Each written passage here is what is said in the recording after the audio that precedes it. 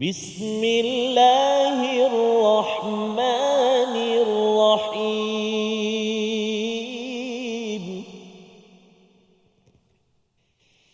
Wa min ahlil kitabi man in ta'manhu biqintarin yu'addihi ilaik. Sadaqallahul azim. واجعله لنا هجتين يا رب العالمين.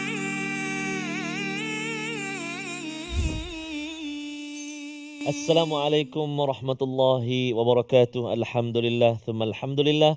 Wassalatu wassalamu ala rasulillah wa ala alihi wa sahbihi wa man walah wa ba'da. Allahumma salli ala Sayyidina Muhammad wa ala ali Sayyidina Muhammad. Apa khabar ayahanda dan bonda, para penonton, ibu-ibu, ayah-ayah, sahabat-sahabat, tuan-tuan dan puan-puan pencinta Al-Quran yang dikasihi dirahmati Allah Subhanahu wa taala.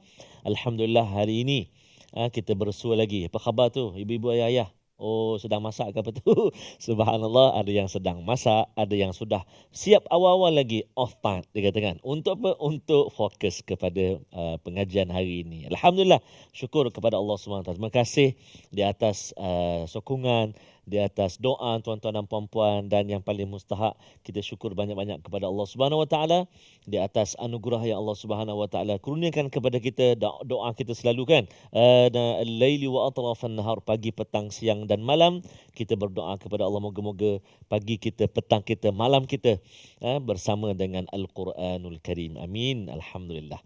Saya tidak keseorangan seperti biasalah. Hari ini saya masih lagi ditemani oleh tuan guru kita yang senantiasa senyumannya terukir menemani program kita. Tak lain dan tak bukan Al-Fadil Al-Ustaz Profesor Madya Dr. Ahmad Sanusi bin Azmi. Apa khabar Prof Madya? Alhamdulillah sihat. Sihat. Kuning hari ni ya? Kuning hari ni. Kuning. Okey. Macam mana Prof? Okey, Alhamdulillah. Kita sahabat-sahabat ataupun saudara kita di Tanah Suci sekarang rasanya sudah beransur lega lah. Betul. Kena selesai dah hari-hari pun detik-detik yang kita kata penting dalam kerja-kerja haji lah. Berwukuf, mabit, melontar dan sebagainya. Jadi moga-moga tuan-tuan dan puan-puan, ibu ayah, saudara mara kita yang berada di Tanah Suci dikurniakan haji yang mabrur, yang mana ganjarannya tidak lain melainkan syurga Allah Subhanahu Wa Taala. Amin ya rabbal alamin. Jadi hari ini kita akan belajar sambungan kita ayat yang ke-75 hingga 76 di halaman yang ke-59. Jadi untuk kita ketahui apakah sinopsisnya dan juga telusuri ayat-ayatnya, kita bersama dengan Al-Fadil Profesor Madya Dr. Silakan. Fadhal. Baik, terima kasih Ustaz Tarmizi. Assalamualaikum warahmatullahi wabarakatuh. Tuan-puan, para penonton, ibu ayah yang dikasihi dan dirahmati Allah sekalian. Sebelum kita memulakan pengajian kita, mari sama-sama kita mulakan dengan doa ringkas kita. Subhanaka la ilma lana illa ma 'allamtana innaka antal alimul hakim. Rabbi zidni ilma. Mudah-mudahan Allah Taala menambahkan kita ilmu pengetahuan yang bermanfaat buat diri kita. Kalau tuan-puan masih lagi ingat, sebenarnya pada halaman yang ke-58 telah bermula dialog yang diajarkan oleh Rasulullah sallallahu alaihi wasallam kepada ahli kitab. Allah Taala kata, "Qul ya ahlal kitab, wahai Muhammad, bagi tahu kepada ahli kitab, ta'alau ila kalimatin sawa, mari kita buat satu perkataan yang sama." Kemudian diajar lagi tentang ahlul kitab, kenapa engkau ni berhujah tentang Nabi Ibrahim sedangkan sekian. Allah Taala mula memberikan perincian dialog tentang tentang ahli kitab ini. Begitu juga dengan halaman yang ke-59. Allah Ta'ala kalau pada awal blok yang awal tu Allah Ta'ala cerita tentang lima talbisunal haqqa bil batil. Kenapa kamu campur adukkan kebenaran dengan kebatilan? Maka dalam blok yang kedua ini pula Allah Ta'ala memasukkan tentang beberapa sifat daripada ahli kitab. Tuan-puan, ibu ayah yang dikasihi sekalian, mari sama-sama kita bacakan sedikit sinopsis pengajian kita pada hari ini yang bermula merangkumi ayat yang ke-75 hingga ayat yang ke-76, iaitu pada ayat yang ke-75 kita membincangkan mengenai tentang sikap ahli kitab ketika berhutang yang boleh dipercayai dan ada yang tidak boleh dipercayai. Manakala dalam ayat yang ke-76 kita akan membincangkan pula mengenai tentang kecintaan Allah kepada orang yang menepati janji dan bertakwa. Ini adalah dua perkara yang akan kita bincangkan pada hari ini. Sebelum kita masuk kepada perincian mengenai tentang ayat yang ke-75, kita sama-sama gemakan dahulu program kita ini. Satu Malaysia kita gemakan dengan bacaan Al-Quran kita yang akan dibimbing oleh Ustaz Tarmizi kita, qari antarabangsa kita. Silakan Ustaz. Terima kasih kepada Prof. Subhanallah, Masya Allah, Tabarakallah. Kalau Korea antarabangsa tu bro ya, mungkin pernah mengaji dekat Mekah gitu je lah. Muka Johan antarabangsa. Boleh kira. Subhanallah. Jadi tuan-tuan dan puan-puan, ibu-ibu, ayah-ayah, sahabat Al-Quran yang dikasihi dirahmati Allah Subhanahu Wa Taala, sebut antarabangsa, kita ada sahabat-sahabat kita yang saban hari Prof ya. Setiap hari mengikuti kita dari Finland, dari Germany, dari US, Singapura, Brunei itu memang ikuti kita. Jadi subhanallah, moga-moga terus baik-baik aja di sana dan moga dapat terus bersama dengan Al-Quran insya-Allah taala. Mari kita baca ayat yang ke-75 saja. Ayat yang ke-75, ibu ayah sekalian, mari kita cuba dengan bacaan Murattal Hijaz insya-Allah. A'udzubillahi minasyaitonirrajim. Bismillahirrahmanirrahim.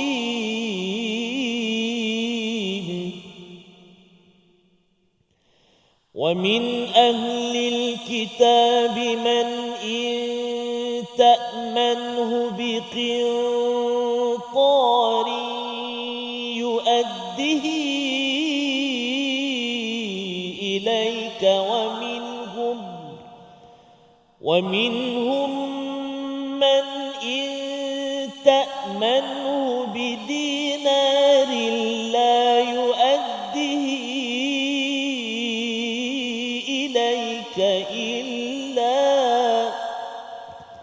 إن تأمنه بدينار لا يؤده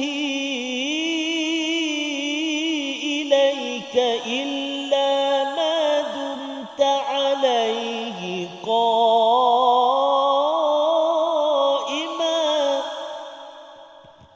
ذلك بأنهم قالوا ليس علينا في الأميين سبيل قالوا ليس علينا في الأميين سبيل ويقولون على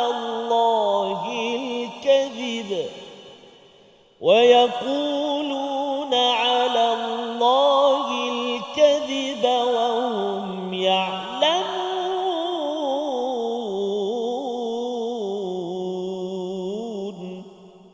صدق الله العظيم. Sadaqallahul Azim. Ayat ke-75, dan antara ahli kitab ada yang jika engkau meminjamkan kepadanya harta yang banyak, niscaya dia mengembalikan kepadamu. Tetapi ada pula di antara mereka yang jika engkau meminjamkan kepadanya 1 dinar, dia tidak mengembalikan kepadamu, kecuali jika engkau selalu menagihnya. Yang demikian itu disebabkan mereka berkata, tiada dosa bagi kami terhadap orang-orang yang buta huruf. Mereka mengatakan hal yang dusta terhadap Allah, padahal mereka mengetahui. Perhatikan ayat ini tuan-puan yang dirahmati Allah. Dia sebenarnya mendedahkan tentang satu sikap yang dimiliki oleh orang-orang Yahudi, iaitu mengenai tentang sikap bagaimana mereka berinteraksi dengan orang yang berhutang kepada mereka. Ada dalam kalangan mereka, yang ni yang disebutkan wamin ahlil kitab. Wa min tu adalah litab'id, maksudnya sebahagian daripada mereka, yang mana sekiranya in ta'manhu biqintarin, kalau kamu berikan dengan harta yang banyak, kamu amanahkan kepada mereka, mereka boleh memulangkan semula, pinjam pun boleh pulang semula sekalipun dengan harta yang banyak. Tetapi ada dalam kalangan mereka yang bagi 1 dinar sahaja, nak pulang balik pun payah. Macam bagi pinjam RM1, nak minta balik tu kira halal je lah. Macam tu. Payah nak minta pulang balik. Melainkan sekiranya madum ta'alaihi qa'imah. Melainkan sekiranya engkau yang menagih. Allahu Akbar. Sepatut kita yang beri hutang ni, bukan kita yang jadi menagih simpati dia, tapi terpaksa dah. Sikap ini yang dijelaskan oleh Allah Ta'ala bukan sekadar sedemikian, tetapi kerana ada unsur keagamaan. Apa maksud unsur keagamaan di sini? Dia kata zalika bi annahum qalu laisa alaina fil ummiyin. Mereka kata, oh, tiada dosa bagi kami kalau buat kepada orang yang bukan Yahudi. Ini bahayanya mereka, kerana mereka menyandarkan perkara tersebut dalam agama. Dia kata dalam agama kami, kalau kami ada berhutang ataupun ada ambil harta orang, tak mengapa kami tak bagi balik. Kerana kami ini adalah sya'bul mukhtar. Kami inilah kaum yang terpilih, bangsa yang terpilih. Biarlah bangsa-bangsa Arab, ummiyin ni ada yang terjemahkan sebagai bangsa Arab. Kalau bangsa Arab ni tidak memiliki kitab, tidak memiliki agama, kalau kita buat aniaya pun tak apa. Yang ini dilarang dalam agama kita, tak kira orang tu baik ataupun jahat, sikap amanah kepada mana-mana orang kena tunaikan, tuan-puan. Perincian lebih lanjut mengenai tentang sikap amanah kepada sesiapa sahaja ini akan kita lanjutkan perbincangannya selepas daripada ini. Kita berehat dahulu seketika.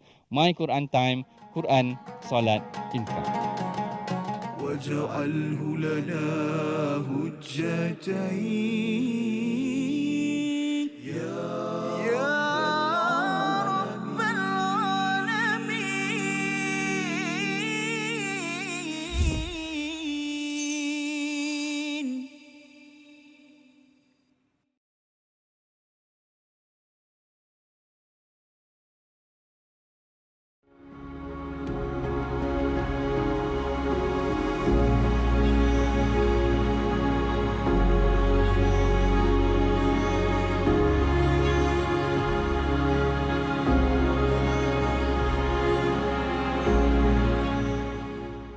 Al-Quran.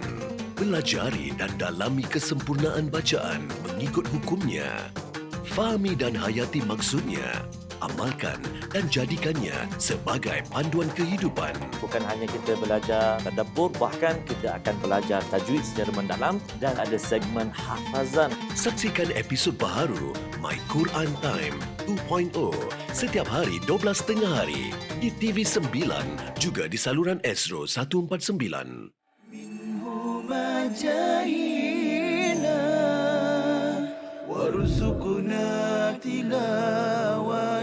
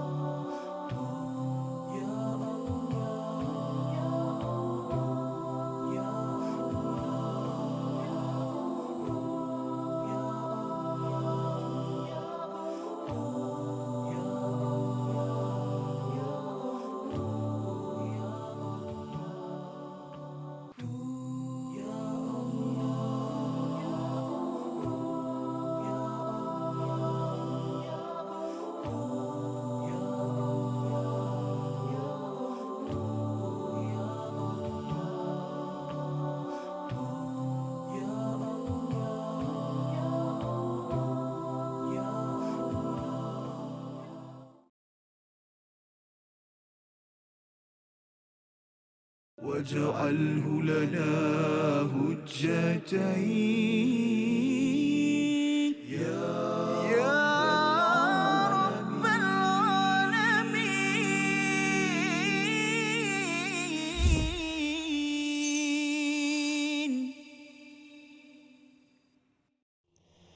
ومنهم من إن تأمنه بدينار لا يؤديه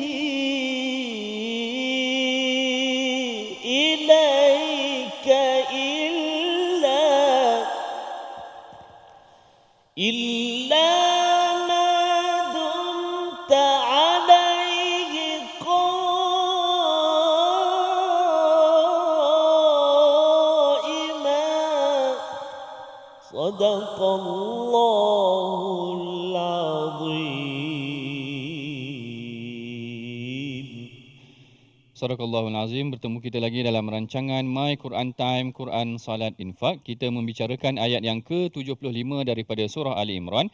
Tadi kita dah cerita bagaimana Allah Ta'ala menempelak. Sebenarnya Allah Ta'ala mendedahkan kisah ahli kitab ini yang mana mereka menggunakan unsur agama untuk melakukan kezaliman terhadap orang lain.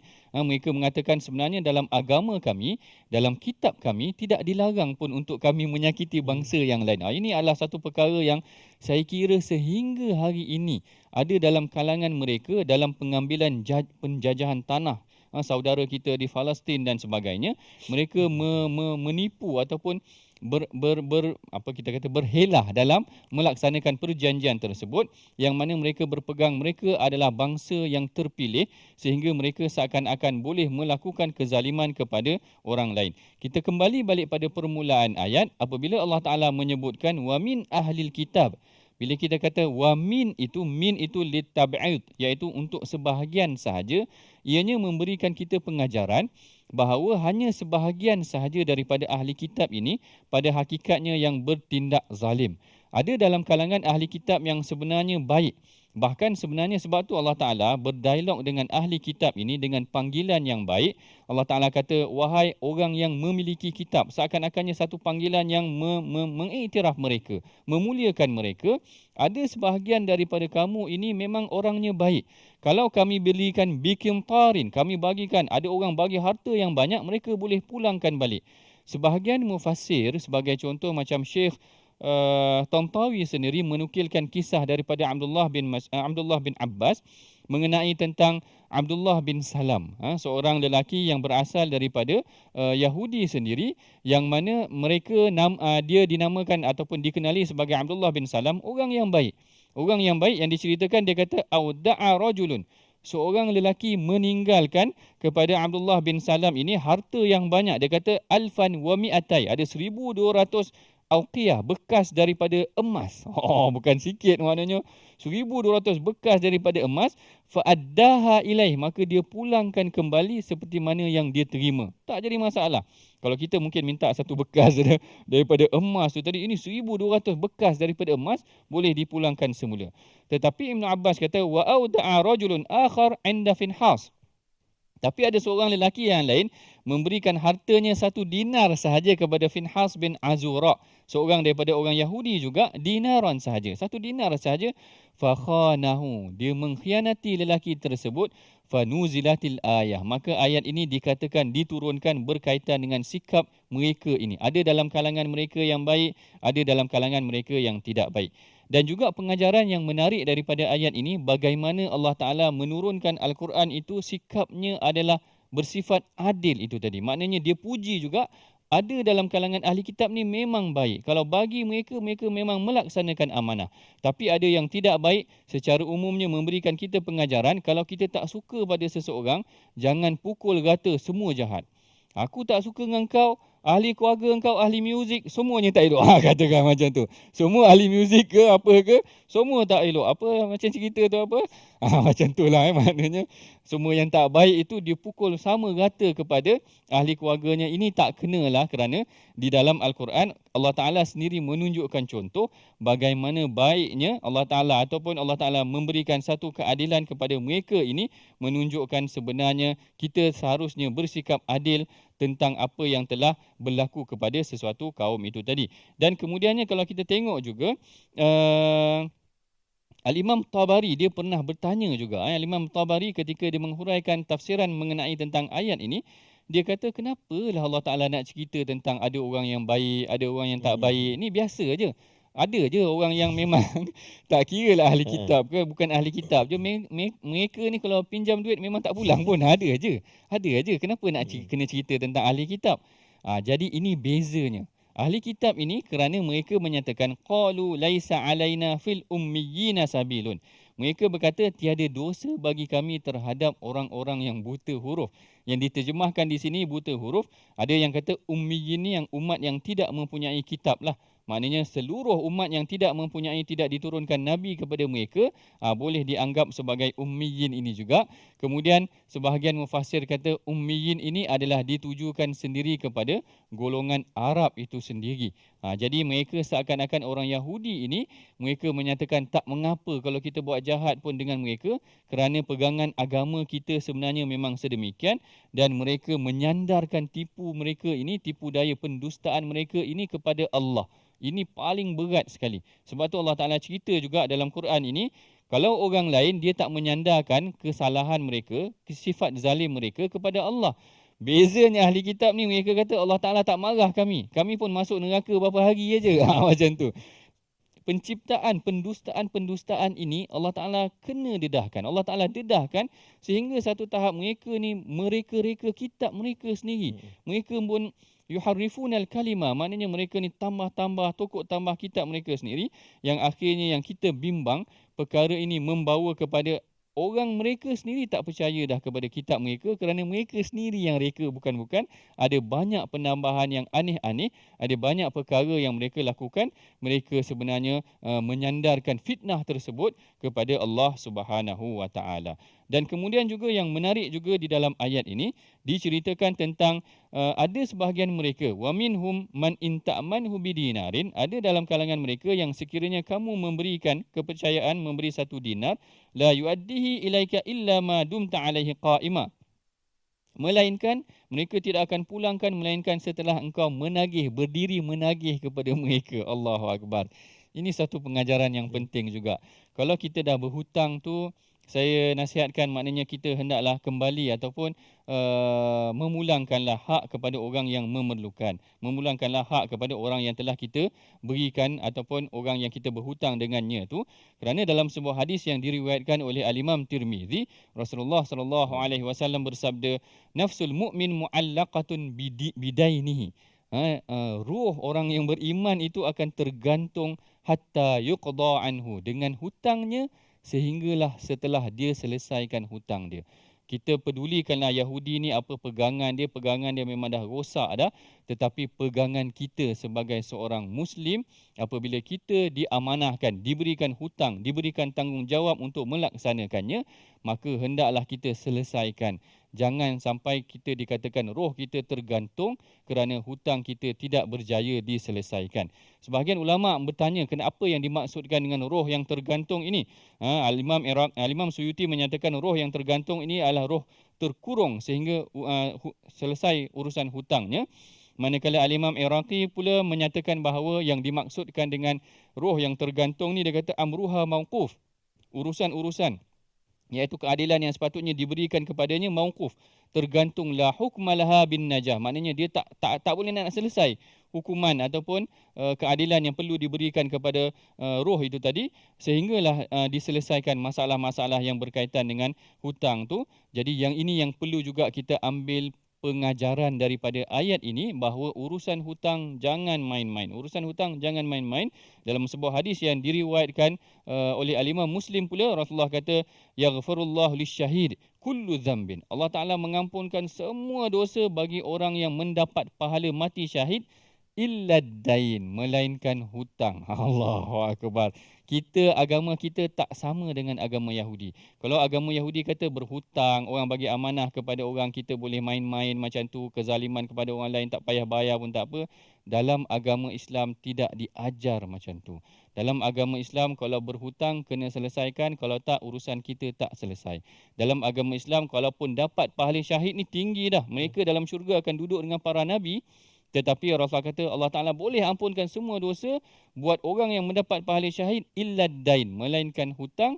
Dia mesti diselesaikan dahulu. Tinggi kemuliaan yang diajar dalam agama Islam, menunaikan hak dan amanah yang perlu diselesaikan kepada orang yang lain. Ini yang sepatutnya kita pelajari juga daripada ayat yang ke-75. Selain daripada kita tak boleh pukul rata dengan orang lain, kita tak boleh menzalimi orang lain, kita juga tidak dibenarkan untuk mempermainkan isu hutang dengan orang lain. Ini sedikit pengajaran. Kita ambil pula daripada 2 ayat ini mengenai tentang mu'jam kita, iaitu perkataan pilihan kita pada hari ini. InsyaAllah, tuan-puan yang dirahmati Allah, perkataan yang kita pilih untuk perkataan pilihan kita dalam mu'jam kita iaitu perkataan adda.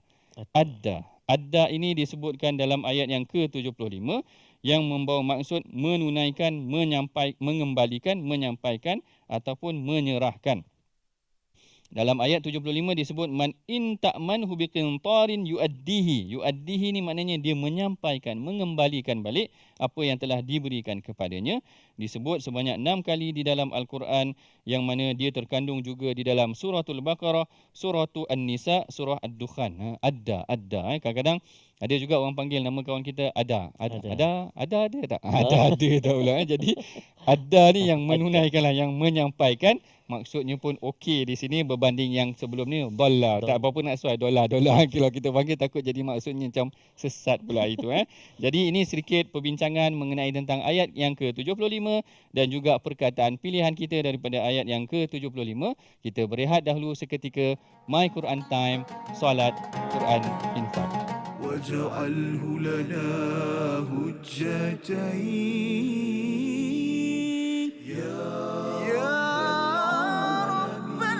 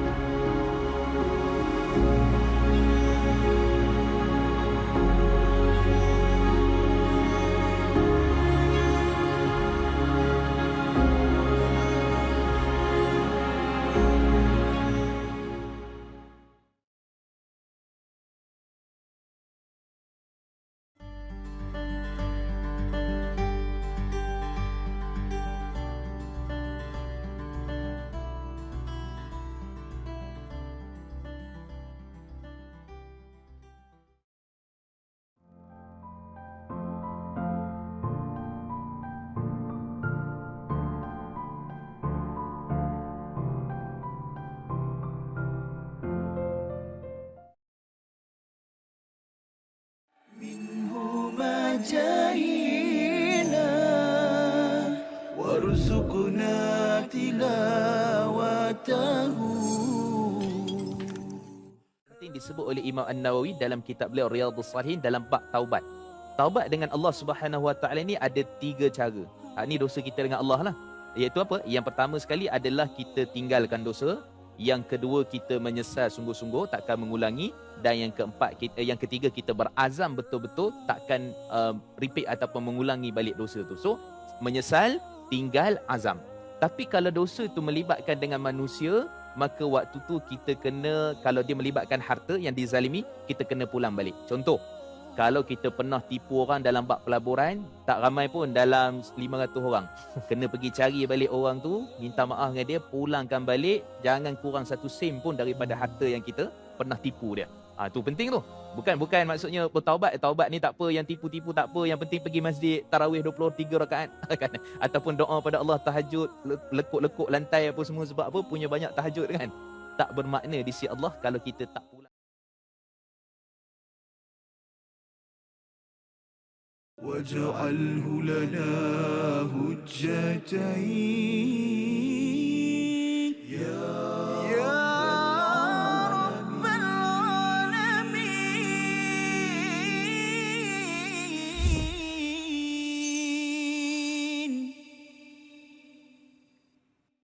لا إله إلا الله لا إله إلا الله لا إله إلا الله لا إله إلا الله. Setiap detik yang berlalu menghitung diriku, bertanya padaku, akankah sia-sia bila akhir waktu datang memanggilku. La ilaha illallah la ilaha illallah la ilaha illallah la ilaha illallah. Muhammadur Rasulullah sallallahu alaihi wasallam. Antara bait lirik lagu nasyid Taqwa daripada abang ataupun Ustaz Opik dari Indonesia. Setiap detik yang berlalu kita hitung diri kita kan, apakah sia-sia akhir usia kita. Di saat ajal waktu datang memanggil kita, maka ya Allah lindungilah ataupun jadikanlah akhir hidup kami semua ya Allah akhir yang penuh dengan rahmat kasih sayang-Mu, husnul khatimah, amin ya rabbal alamin. Dan jangan sekali-kali ya Allah Kau jadikan saat kami berpisah di antara nyawa dengan badan ini dengan penuh keburukan su'ul khatimah. Amin ya rabbal alamin. Moga-moga Allah Subhanahu taala perkenankan insya-Allah taala. Itulah yang kita belajar pada hari ini tentang amanah, dan moga-moga Allah Subhanahu taala senantiasa suburkan sifat takwa dalam kehidupan kita untuk kita telusuri dan kita terus menjalani kehidupan kita mengembalikan hak-hak dan juga amanah-amanah yang telah dipertanggungjawabkan oleh Allah Subhanahu wa taala. Amin ya rabbal alamin. Ibu ayah, sahabat-sahabat Al-Quran, tuan-tuan dan puan-puan di mana juga berada, walau jauh walau dekat, yang berada di studio Istiqamah, subhanallah, terima kasih. Juga ibu-ibu ayah yang berada di rumah atau di mana juga, ayo kita nak berkongsi seketika ulang kaji kita tentang bahagian tajwid, iaitu kita nak fokus pada ayat yang ke-76. Ayat yang ke-76 yang pertama, iaitulah kita nak menjelaskan sebutan makhraj huruf fa. Menjelaskan sebutan makhraj huruf fa pada kalimah-kalimah yang berikut, antaranya a'udzubillahi minasyaitonirrajim. بلى من أوفى بعهده واتقى فإن الله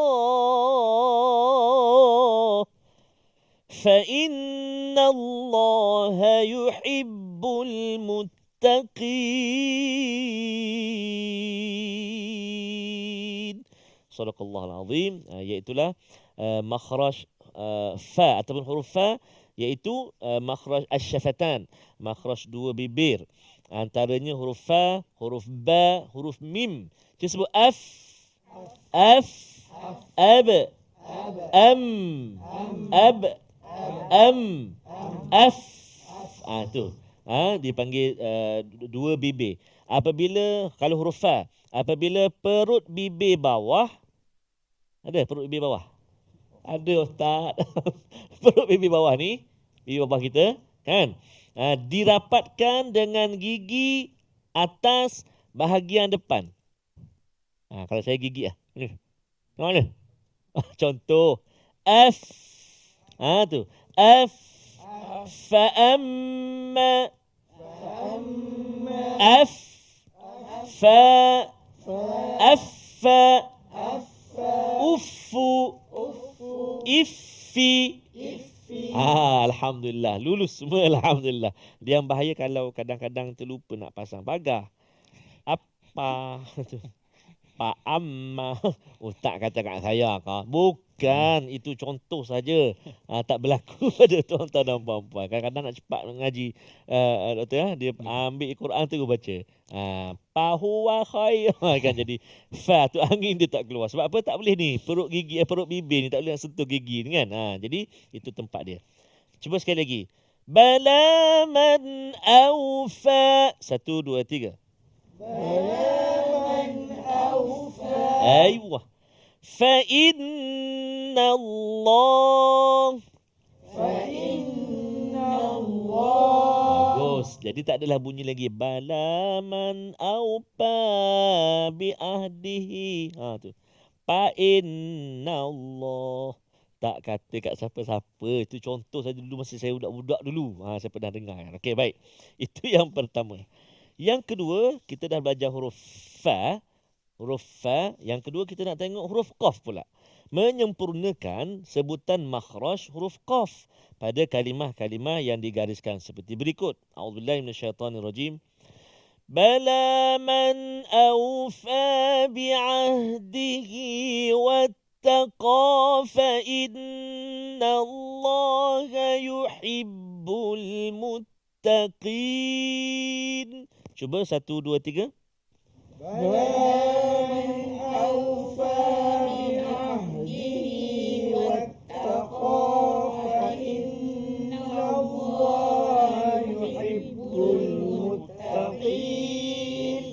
Allah, Masya Allah, Masya Allah. Sampai ya, Alhamdulillah. Sampai Ustaz tu. Tadi breakfast tak makan banyak sangat. Kata. Tadi nafas tu ada. Oh, Alhamdulillah. Kan ada yang breakfast nasi dagang tadi. Nasi dagang. Baik. Jadi huruf Qaf dekat mana pula? Tempat keluar dia termasuk dalam makhraj al-lisan. Makhraj al-lisan di lidah kita. Kan? Jadi huruf Qaf, pangkal lidah. Ni ujung lidah, pangkal belakang lah. Belakang kan. Pangkal lidah diangkat ataupun bertemu ke lelangit lembut bahagian atas. Pangkal lidah hujung dekat dengan anak yang ke anak, bukan anak sulung, anak tekak. Dia jawab. Kan, pangkal lidah terangkat dekat dengan anak tekak dekat lelangit yang lembut. Kalau tengah mulut kita, rongga ruang mulut kita tu, di tengah-tengah tu rongga lelangit keras. Lelangit yang lembut dekat belakang sikit, dekat dengan anak tekak kan.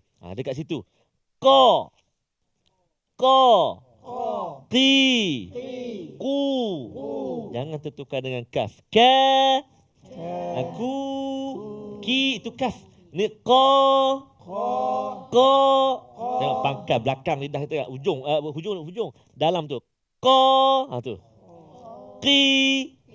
Wattaqa. Itu baris atas. Qaf kan baris atas. Ada mat pula dengan dia. Wattaqa. Kemudian baris bawah pula. Yuhibbul muttaqin.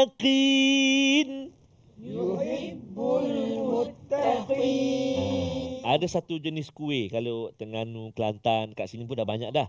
Dia ada huruf Qaf. Kuih apa? Tahu tak apa. Kuih akokok. Amboi, dia kata, Ustaz, siap kau lah. Bagi lebih 2 dia kata. Nak beli kuih akokok RM2. Dia bagi percuma 2 sebab sebut ada kol-kol lah. Okey, baik. Jadi itu contoh sajalah untuk latihan. Jadi mari kita cuba praktikkan huruf Fa, huruf Qaf dalam ayat yang ke-76 ini yang kita nak cuba hafal. A'udzubillahi minasyaitonirrajim. Perhatikan. Bala man awfa bi'ahdihi wattaqa fa innallaha yuhibbul muttaqin. 1, 2, 3. Bala man awfa bi'ahdihi wattaqa fa innallaha yuhibbul muttaqin. Masya Allah. Ayat ni Alhamdulillah dia agak mudah sebab kita selalu jumpa.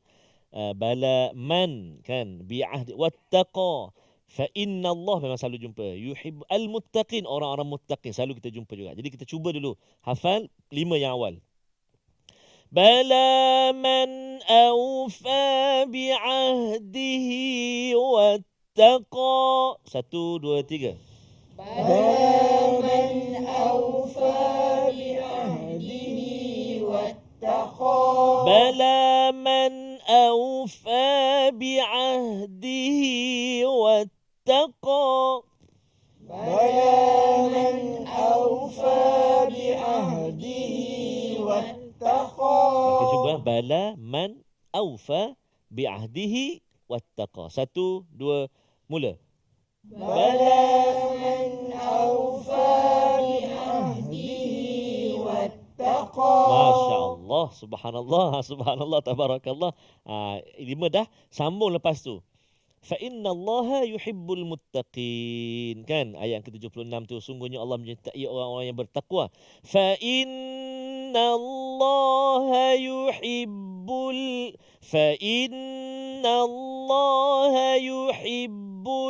muttaqin. 4 kalimah. 1, 2, 3. Fa innallaha yuhibbul muttaqin. Fa innallaha. Dua lagi. Yuhibbul muttaqin. Sekali lagi. Yuhibbu. 1, 2. Yuhibbul muttaqin. Fa innallah. 1, 2, 3. Fa innallaha yuhibbul muttaqin.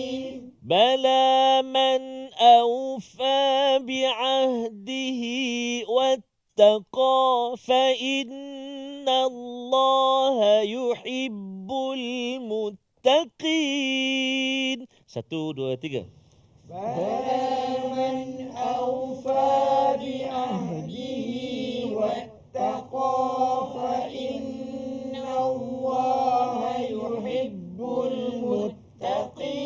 Masya Allah, subhanallah, sadaqallahul azim. Alhamdulillah, dapat sempurnakan satu ayat yang ke-76 kita hafal. Semalam satu ayat, hari ini satu ayat. Subhanallah. Seronok, alhamdulillah.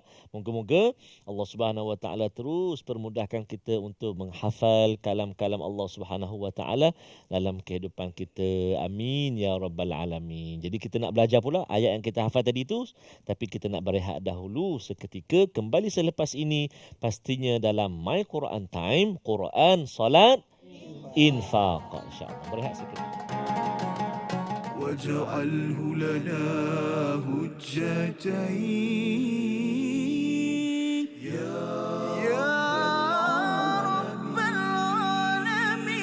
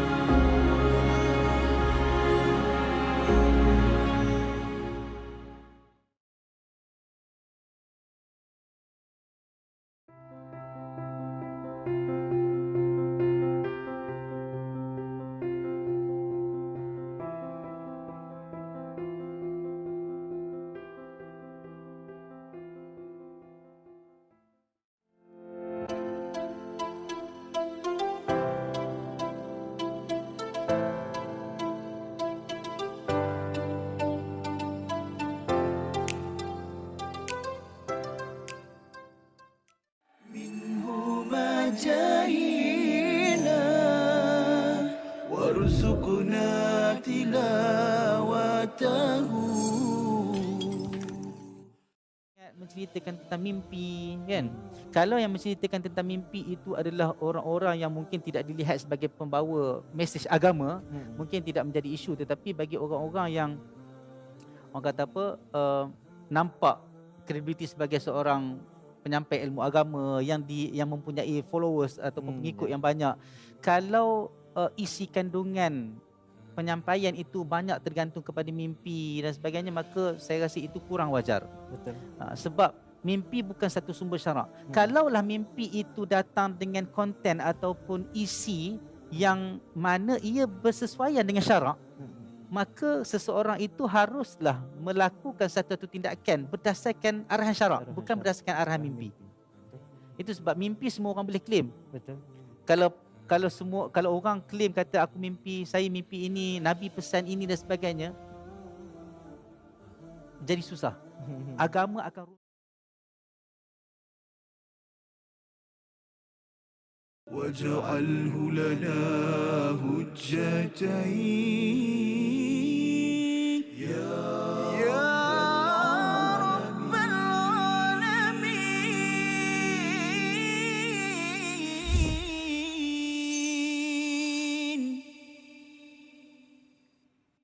Alhamdulillah, bertemu kita lagi dalam rancangan My Quran Time, Quran, Salat, Infak.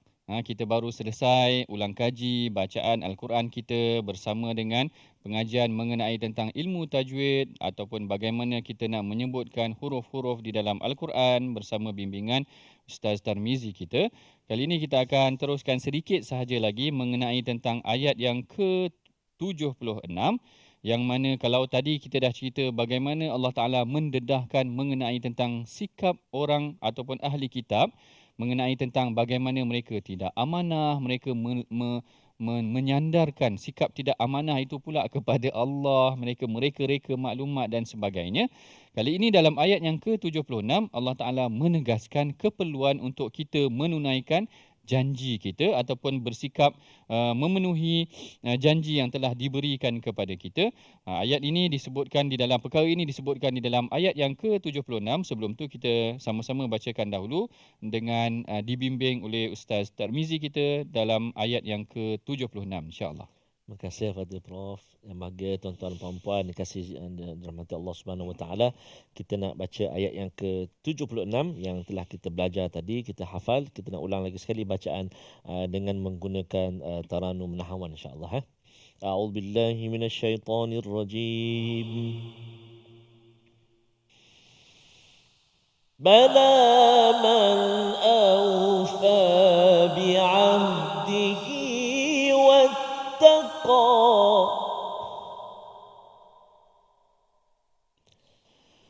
بلى من أوفى بعهده واتقى فإن الله يحب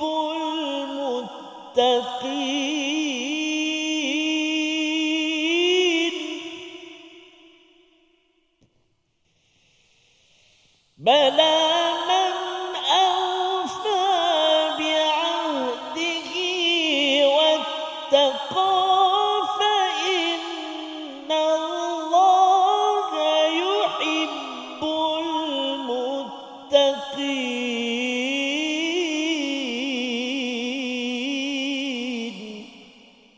صدق الله العظيم.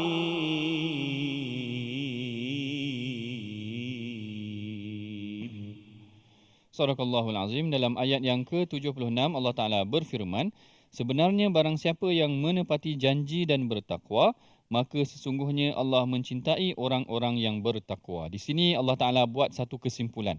Setelah Allah Ta'ala dedahkan mengenai tentang sikap ahli kitab, ada dalam kalangan mereka yang boleh menepati janji, menunaikan amanah mereka. Tapi ada juga dalam kalangan mereka yang tidak menunaikan janji, bahkan tidak menepati amanah mereka. Lebih dahsyat daripada itu lagi, mereka menggunakan kalimah Allah ataupun mereka menggunakan kitab mereka. Mereka kata tak jadi masalah pun, tak berdosa pun kalau kami nak melakukan kezaliman, tidak menepati janji dan sebagainya. Lalu dalam ayat yang ke-76 Allah Ta'ala kata sebenarnya barang siapa yang menepati janji dan bertakwa. Ada dua sifat Allah Ta'ala sebutkan di sini, iaitu Allah Ta'ala kata balaman aufa bi'ahdihi wattaqa. Tidak memadai sahaja dengan menepati janji, tetapi hendaklah dia bertakwa. Sebelum tu kita bincangkan sedikit mengenai tentang al-wafa bil ahd, iaitu orang yang menepati janji. Wafa ni maksudnya yang memenuhi ataupun menunaikan janji mereka, yang mana kalau dalam surah An-Najm Allah Ta'ala ada menyebutkan tentang sifat Nabi Ibrahim. Allah Ta'ala kata wa Ibrahim alladhi waffa, dan Nabi Ibrahim yang telah memenuhi ataupun menunaikan janjinya. Yang kalau kita tengok sikap Nabi Ibrahim ni dalam menepati janji sangat luar biasa, menepati janji Allah ataupun perintah yang Allah Ta'ala berikan kepada dia.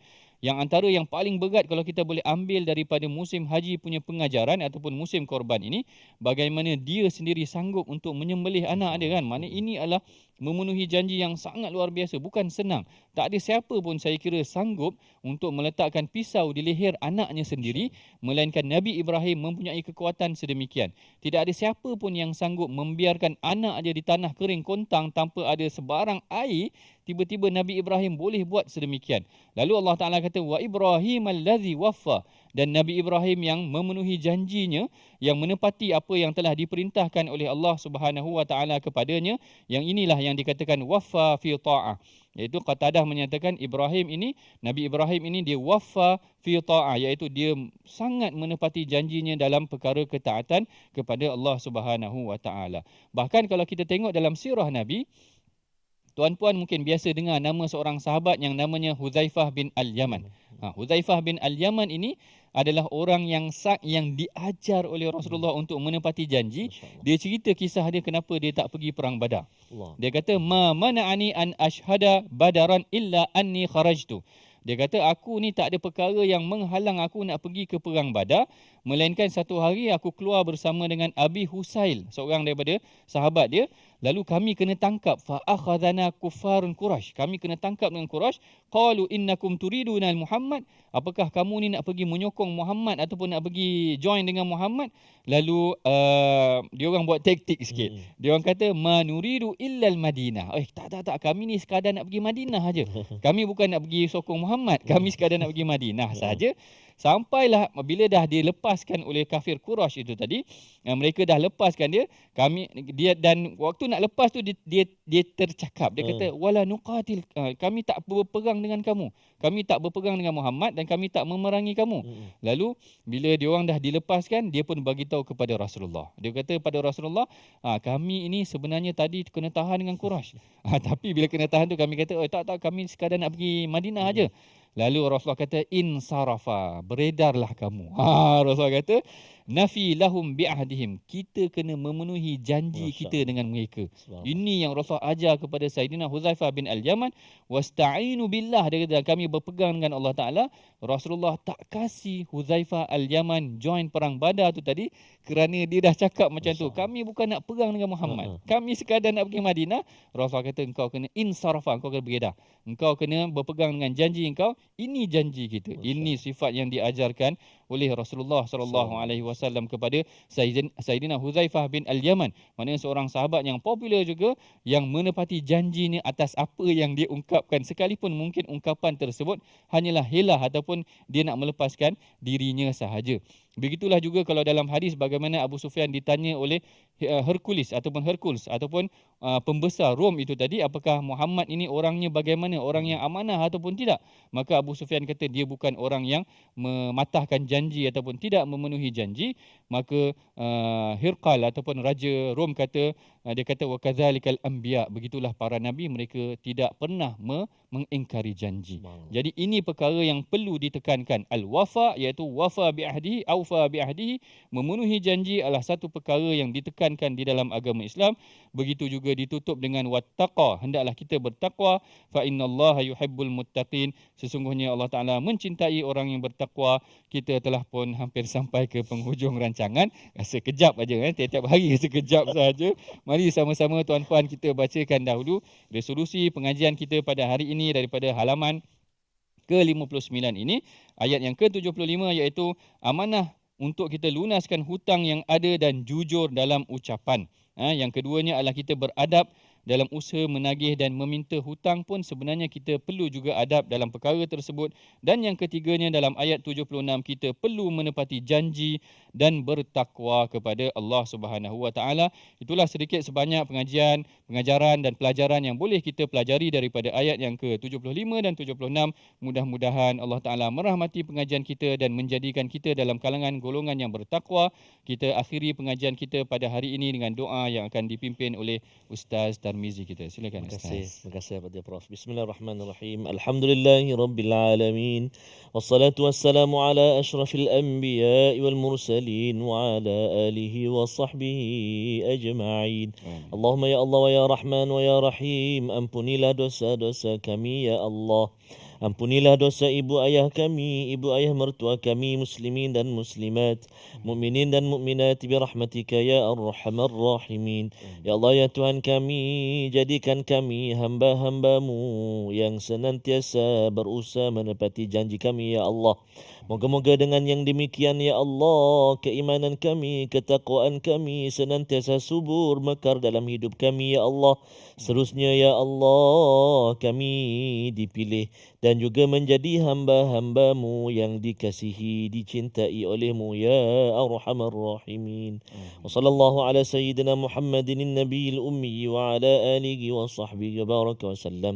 Walhamdulillahi rabbil alamin. Taqabbalallahu minkum, inna minkum taqabbal ya karim. Moga-moga Allah Subhanahu wa taala menerima doa kita dan mencatat kebajikan ataupun amal soleh yang kita lakukan menjadi bekalan buat kita bertemu Allah Subhanahu wa taala satu hari nanti insya-Allah taala. Ayo kita suburkan sifat takwa kita, dan salah satu caranya ialah dengan kita sama-sama menyumbang infak, sedekah, wakaf, pastinya dalam tabung gerakan Al-Quran, infak dan juga wakaf untuk ummah. dengan nombor akaun yang tertera di kaca TV, boleh mencatat ataupun salinnya, ataupun boleh juga kita imbas kod yang disediakan itu untuk sama-sama kita infak, wakaf, sedekah dan sebagainya. Insya-Allah taala moga-moga pengajian ilmu, pengajian Al-Quran tersebar buat generasi-generasi kita. Amin ya rabbal alamin. Sekadar tu dahulu My Quran Time pada hari ini. Terima kasih Al-Fatih Prof. Jangan lupa kita ada lagi selepas ini ataupun untuk episod-episod seterusnya, maksudnya dalam My Quran Time, Quran, Salat, Infaq, insya-Allah. Assalamualaikum warahmatullahi wabarakatuh.